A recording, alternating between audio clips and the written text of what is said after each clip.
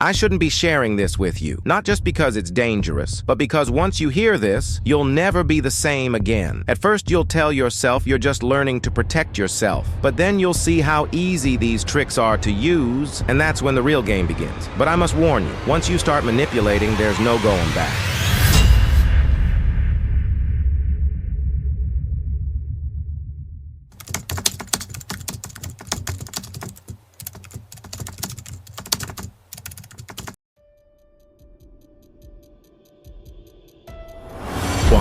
Fearmongering. Let me tell you something terrifying. People are incredibly easy to control. You just have to make them scared enough. Because when someone is in fear mode, their brain shuts down rational thinking. Logic disappears. They stop questioning things. All they want is safety. And if you position yourself as their protector, they'll obey without hesitation. History has proven this over and over. Hitler didn't just rise to power. He created an enemy first, convinced an entire nation that Jews were a threat, then positioned himself as the only savior. Politicians do it all the time.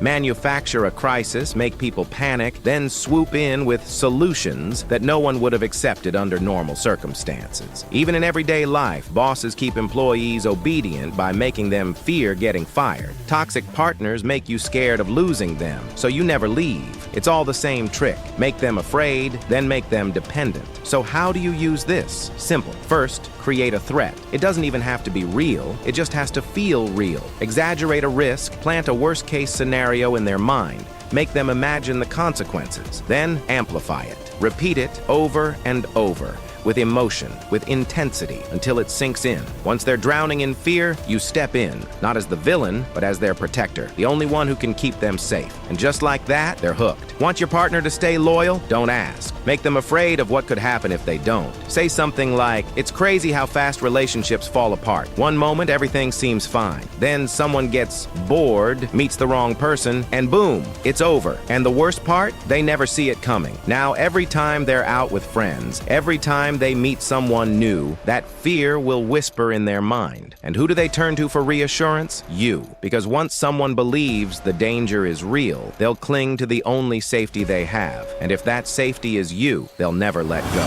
2. Gaslighting. What if I told you that you could make someone doubt their own sanity, to the point where they rely on you to tell them what's real? That's gaslighting, and when done right, it doesn't just manipulate people, it breaks them. The trick? Confidence and repetition. The human brain hates uncertainty, so if you challenge someone's perception enough times, they'll give in. It's not just lying, it's erasing their reality and replacing it with yours. The trick is simple. First, deny everything. No matter what they saw, tell them they're wrong. Say it with confidence. Make them second-guess themselves. Then, start poking at their memory. You always imagine things. You're overthinking again. Keep repeating it until they feel unsure. People hate uncertainty, and when their mind can't trust itself, it looks for something solid to hold on to. You now act concerned. Are you okay? You've been acting paranoid lately. Flip the script. Make them feel like the problem isn't what you did, it's their own perception. Watch as they hesitate, wondering if they're the one at fault, and then deliver the final blow. Give them a reality that suits you. If they caught you flirting, laugh it off. You're being paranoid. I was just being friendly. You always do this. You read too much into things. Maybe you should work on your trust issues. Now, they're not angry at you. They're doubting themselves. They're wondering if maybe, just maybe, they owe you an apology. And the moment someone starts relying on you to tell them what's real, they're yours to control. 3. Forced teaming. Want to make someone comply without resistance? Make them believe you're on the same side, even when you're not. That's forced teaming. It's not a request. It's a psychological trap. The trick is simple. Use "we" to remove their choice. Once they accept the team dynamic, rejecting you feels wrong. Instead of asking, you assume, "We've got this, right?" Or, "Let's handle this together." No room for disagreement, just an expectation they're already involved. Then, you create a shared struggle. We're both dealing with this, so we should stick together. Now, helping you isn't a favor, it's their responsibility. And if they try to back out, you make it feel like betrayal. I thought we were in this together. Suddenly, saying no makes them look selfish. Let's say you want a friend to cover for you, but instead of asking, you say, "We both know how strict this professor is. We have to look out for each other." Now, helping isn't optional. It's part of the unspoken deal, and that's the game. 4. Social proofing. You people don't follow facts. They follow the crowd. If enough people believe something, it becomes reality, whether it's true or not. That's why a mediocre song blows up if it trends. Why someone ignored yesterday suddenly becomes attractive when others show interest. Your brain is wired to trust what everyone else believes. If the crowd says something has value, you assume it must be true. Here's how it works in your daily life. Let's say you want to be seen as desirable. Instead of chasing people, flip the script. Get attention first. Post pictures with attractive people. Have friends publicly compliment you. Make it look like others already want you. And watch what happens. Suddenly, the ones who ignored you start paying attention, not because you changed, because their perception of you did. 5. The silent treatment. People crave closure. When you refuse to give it, they spiral. The silent treatment isn't just ignoring someone, it's making them desperate for your attention. A skilled manipulator doesn't argue, doesn't explain, just disappears. No texts, no calls, nothing. The victim panics, overthinks, and starts chasing. They apologize for things they didn't even do, just to break the silence. Want to use it? Simple. When someone disrespects you, don't engage. Vanish. Let them sit in uncertainty. Their mind will do the work for you. The more they crave your response, the more power you hold. Example, you're talking to someone and they start acting distant or taking you for granted. Instead of complaining, you go cold. No reaction, no explanation, just absence. Watch how they suddenly text first, ask what's wrong, and try to win back your attention. Because nothing is more addictive than the validation someone thinks they've lost. 6. Guilt tripping. What if I told you that you could make someone apologize for something they didn't even do? That's guilt tripping. And when done right, it doesn't just control people, it makes them desperate to please you. The trick? Framing and emotional weight. People hate feeling like bad people. If you make them believe they've hurt you, they'll do whatever it takes to make up for it. You don't accuse them, you play the victim. Instead of saying, "Why didn't you text me?" you say, "I guess I just don't matter to you." Now, instead of getting defensive, they feel guilty. Instead of arguing, they explain themselves. Then you let the silence do the work. No anger, no demands, just disappointment.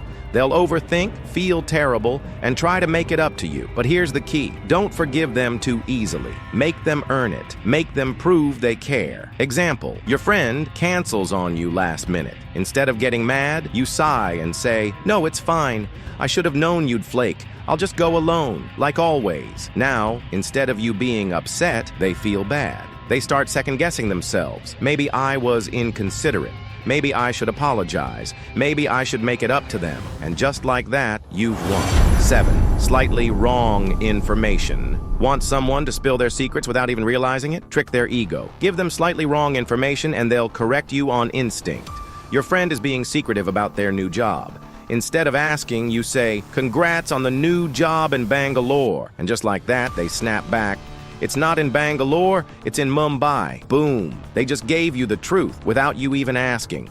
This works because people hate being misunderstood. Their brain rushes to correct the mistake before they even think. Someone won't tell you who they're dating. Say, "Oh, so you and Sarah are a thing now?" Watch them rush to correct you. What? No, it's actually Jessica. The best part? They think they're setting the record straight. In reality, you just played them like a puppet. 8.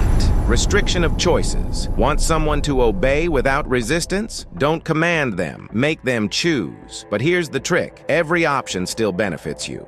This is how manipulators create the illusion of free will. People hate being ordered around, but if they feel like they're making the decision themselves, they'll follow without question. The key? Remove the real choice. Instead of asking if they'll comply, you frame it around how they'll comply. A parent doesn't say, "Clean your room." They say, "Do you want to clean now or after dinner?" Either way, the room gets cleaned. A boss doesn't ask, "Can you work late?" They say, "Would you rather finish this tonight or come in early tomorrow?" No escape, just the illusion of control. And if they hesitate, you add urgency. We need to finalize this now, so which works? The pressure makes them pick before they even realize they never had a real say. 9. Amplifying problems. rules. Small problems don't get big reactions, but if you amplify them, make them feel urgent, overwhelming, or catastrophic, you can make people panic, overreact, and do exactly what you want. Someone is late? Don't just say, "You're late." Say, "I was waiting forever, starving, feeling abandoned. You don't care about me at all." Now, instead of a simple apology, they're scrambling to make it up to you. This works because people respond more to emotions than facts. The issue itself doesn't matter. What matters is how you frame it. Make a small inconvenience feel like a deep betrayal, and they'll go out of their way to fix it. Your friend forgot to text back? Don't just shrug it off. Say, "Wow, I guess I'm not important enough to get a response." Now they're guilty. Now they're explaining. Now you have the upper hand. 10. Love bombing. The fastest way to control someone. Make them feel like they're everything, then take it away. That's love bombing, emotional addiction on steroids. It works because the human brain craves validation, especially when it swings between extreme highs and crushing lows. At first, it feels like a dream. They're showered with affection, endless compliments, constant attention. They feel special, irreplaceable, like they've found something rare. Then, without warning, it's gone. No more sweet words, no more attention, just silence, confusion, emotional withdrawal. And that's when the addiction kicks in. The brain links their love to self-worth. If they take it away, it must mean something is wrong. And when someone believes they've lost something precious, they'll do anything to get it back. So how do you use it? First, overwhelm them. Drown them in attention, affection, gifts, whatever makes them feel irreplaceable. Then create an emotional high. Give them moments so intense, they start to believe they've found the one, whether in love, friendship, or business. Once they're deeply attached, you pull the rug, go cold, ignore their messages, act distant, let the panic set in, and finally, use that desperation to control them. Make them work to earn back your affection. Set the rules. Decide when they get your attention and when they don't, because now you own their emotions. Imagine this. A guy meets a girl. For weeks, he's all over her. Good morning texts, compliments, deep conversations. She feels special. She falls hard. Then suddenly silence, no messages, no warmth, nothing. Her mind races. Did I do something wrong? She texts first. She tries harder. She seeks his approval. And just like that, she's playing his game. And if you think that was powerful, you haven't even scratched the surface. Because your hands, just your hand movements, can make people obey you without them even realizing it. Click here to watch 20 secret hand gestures that command attention and start controlling people without saying a word.